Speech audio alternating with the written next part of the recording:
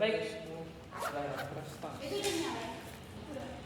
Nah, ada di atas nih. Bismillahirrahmanirrahim. Assalamualaikum warahmatullahi wabarakatuh. Waalaikumsalam warahmatullahi wabarakatuh. Baik, selamat pagi semua. Pagi. Bagus, semangatnya masih pada kuat banget kita untuk memulai pembelajaran hari ini. Amin. Oke, semoga anak-anak semua dalam keadaan yang sehat. Semoga kita bersemangat dalam usaha kita mempelajari apapun materi yang kita pelajari hari ini, dan kita bisa menghadapi hari ini dengan sebaik-baiknya. Oke, jadi kita pada hari ini kita akan masuk ke materi material dan alat pekerjaan konstruksi yang ini tuh mengangkat dari KD 3.12. Kita akan memahami dan mengenal apa aja sih pekerjaan dan alat-alat dalam dunia konstruksi. Ini berhubungan ya sama materi kita pada minggu sebelumnya, yang dimana kita pada minggu sebelumnya kita mempelajari alat-alat berat dalam pekerjaan konstruksi. Dan di minggu depan kita akan mempelajari tentang bagaimana mengevaluasi dari keseluruhannya, dari alat beratnya dan dari alat-alat maupun material yang kita gunakan dalam konstruksi. Oke, nah dalam menyelesaikan KD tersebut kita bagi dalam beberapa agenda. Yang pertama kita akan mengenal dulu materialnya ada apa aja. Setelah itu kita akan kita akan mengenal alat-alatnya seperti apa. Nah, tujuannya apa? Karena kita kan ingin menganalisis, kita ingin tahu nih kita menggunakan apa. Maka kita perlu kenal dulu seperti apa alat-alat itu kita bisa gunakan, seperti apa material itu bisa kita gunakan. Seperti kita kepada setiap orang, kita kepada teman-teman kita kan harus kenal dulu gitu, sikapnya seperti apa, perilaku seperti apa. Benar, nggak boleh kasar ya, bahan di dalam kelas ya. Jadi, nah nanti baru kita di akhir kita akan tes pemahaman kita seberapa dalam kita akhirnya memahami dari materi pada hari ini. Oke, kita akan langsung masuk ke agenda utama. Siap? Siap. Semangat, Pak. Kita pertama mengenal dulu dan memilih material. Nah, di sini itu kita klasifikasikan menjadi dua bagian. Yang pertama ada yang berdasarkan sumbernya, lalu ada yang berdasarkan penggunaannya. Dari berdasarkan sumbernya itu ada dua, ada yang dari alam, ada yang dari buatan. Di sini ada dua contoh nih. Yang alam itu ada contohnya ada kayu, ada pasir. Yang buatan itu ada beton, ada kaca. Bisa nyebutin nggak dari anak-anak sekalian? Yang dari alam apa contohnya? Bambu, batu, Bambu, mantap. Yang dari buatan? plastik, Mantap. Paham, mantap. Udah pada tahu semua nih. Kalau dari berdasarkan sumbernya ada apa-apa aja. Sekarang coba kita masuk dari berdasarkan penggunaannya. Material itu kalau dari penggunaannya ada yang dari struktural, yaitu bagian-bagian yang digunakan untuk struktur, dan ada yang untuk finishing atau bagian luar atau kita sebut arsitektural. Di sini ada dua juga contohnya nih, ada bata, ada kayu juga bisa dijadikan struktural. Di arsitektural ada contohnya ada cat dan kaca. Anak-anak ada yang mau coba nyebutin struktural?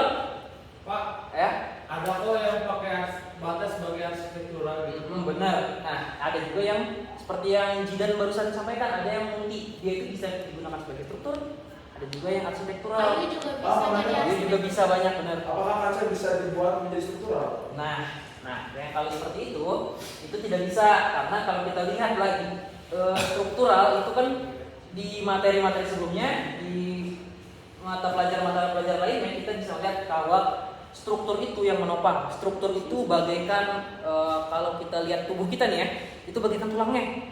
Tulang harus bersifat kuat, harus bisa bersifat menopang apa yang di atasnya. Nah, kalau kaca kira-kira bisa nggak menopang?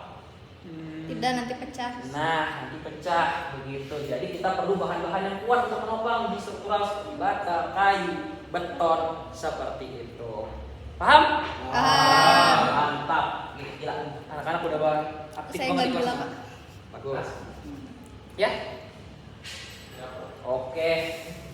Tadi kan katanya udah paham nih tentang material. Bapak tes dulu pemahaman sedalam apa sih? Ini apa namanya? Bata. Dari? Iya. Bagus. Ini apa namanya? HPL. Apa itu HPL? high polymer, Itu Hai polikar. Naik polikarbonat. high pressure laminate. Oh, itu maksudnya. Nah, kira-kira bata fungsinya buat apa? Buat struktur. Bata. HPL? Buat struktural. Mantap, gila. Anak-anak udah pada jago banget, udah pada pinter banget. Gurunya selalu dong. Gurunya pinter, Pak. Oke, kita lanjut ya. Kita sekarang, tadi kita udah mengenal materialnya. Sekarang kita coba kenal alat-alatnya. Kita coba berdasarkan fungsi, sama berdasarkan cara kerjanya, sama seperti material tadi. Kita coba mengklasifikasikan. Kita coba dalam proses pengenalan yang kita klasifikasikan. Seperti profesi kita klasifikasikan, ada yang namanya dokter, guru dan lain-lain. Ini juga sama. Material tadi kita klasifikasikan, sekarang alat juga kita klasifikasikan. Yang pertama ada yang namanya alat utama atau alat-alat yang pasti dipakai dalam konstruksi. Contohnya di sini ada palu, ada sendok semen, ada apa lagi? Ada yang tahu nggak alat utama? Grinder. Linggis. Nah, linggis, apa lagi? Gergaji. Gaji. Apa? Sekop. Nah, apa? Hatimu. Pacul. Selanjutnya ada yang namanya alat pendukung. Nah, ini tuh bisa dipakai, bisa juga tidak, seperti gunting, waterpas, dan berbagai alat. Gunting-gunting apa? Gunting-gunting ini, Pak. Itu gunting. Gunting apa? Gunting itu, gunting pasti. Oke, tenang dulu. Oke, sini Bapak jelasin. Gunting-gunting sama waterpas itu alat yang digunakan untuk kita bisa tahu apakah suatu bahan atau suatu alat atau suatu yang sudah kita bentuk itu tuh udah rata atau belum, atau udah kemiringannya berapa, itu bisa diukur dari itu. Yang kayak penggaris, Pak. Benar. Yang dari pipa, ya, yang kecil. Yang warna kuning, Pak. Oh iya, selam. Oke, selanjutnya kita berdasarkan cara kerjanya. Tadi fungsinya, sekarang cara kerjanya. Ada alat yang bisa kita pindah-pindahkan. Ada alat yang bisa kita bawa kemana-mana atau biasa disebut portable, keyboard, cangkul, dan macam-macam lainnya. Ada juga yang harus stationer atau dia itu harus mengerjakannya di suatu tempat khusus gitu, seperti mesin yang besar-besar itu rata-rata dia harus stationer. Seperti itu, ada yang berdasarkan fungsi, berdasarkan cara kerjanya. Sampai di dua materi itu, kita udah mengenal material, kita udah mengenal alat. Ada yang ingin ditanyakan dulu? Oke, Udah, Pak. merasa aman karena tadi juga udah aktif banget dalam pembelajarannya. Maka kita masuk ke tes pemahaman. Waduh, tes. Karena tadi kita udah paham banget ya, kita udah coba beberapa materinya. Kita sekarang masuk ke tes pemahaman. Bagi siapapun yang bisa menjawab, silahkan diangkat tangannya. Kita di sini main apa namanya ini? TTS loh. Oke, kita coba dari soal yang pertama dulu. Biasa digunakan untuk memotong bahan-bahan material. Saya hitung sampai 3, angkat tangan ya. Apa? 1, 2, 3. Sensor. Apina. Apa? Iya, gergaji sih, Pak. Gergaji. Ada yang jawaban yang lain? Banu? Ya, Pak? Gerindra. Ada lagi yang jawaban yang lain? Temso, banyak banget jawabannya ya. Kita cek ya, siapa jawabannya yang benar. Siapa? Oh, ya, apa? Cat. Wah, sah. Oke, cat. Baik. Mari kita cek ya, siapa jawabannya yang benar ya. 1, 2. Amina. Oke, kita masuk ke sesi yang soal kedua. Alat yang digunakan untuk membuat lubang pada bahan. 3 ke atas. 1, turun dulu. 1. 3. Empat. Ya, Umar. Ada lagi jawaban yang lain? Bar. Borcor. Gor. Oke, kita lihat siapa jawabannya yang benar. Air, Pak. Oh iya. Air. Iya. Air juga paling. Mari kita cek ya siapa yang paling benar jawabannya. 1, 2. Air tuh alat paling gitu. Terakhir. 3. Material bangunan yang umumnya terbuat dari tanah liat yang dibakar. Batu bata. Sabar. 1, 2, 3. Za. Bata, Pak. Woi, bata. Anda yang lain jawabannya? Batu, Pak. Batu. Oke. Ya. Hebel. Apple. Batu, Pak. Oke.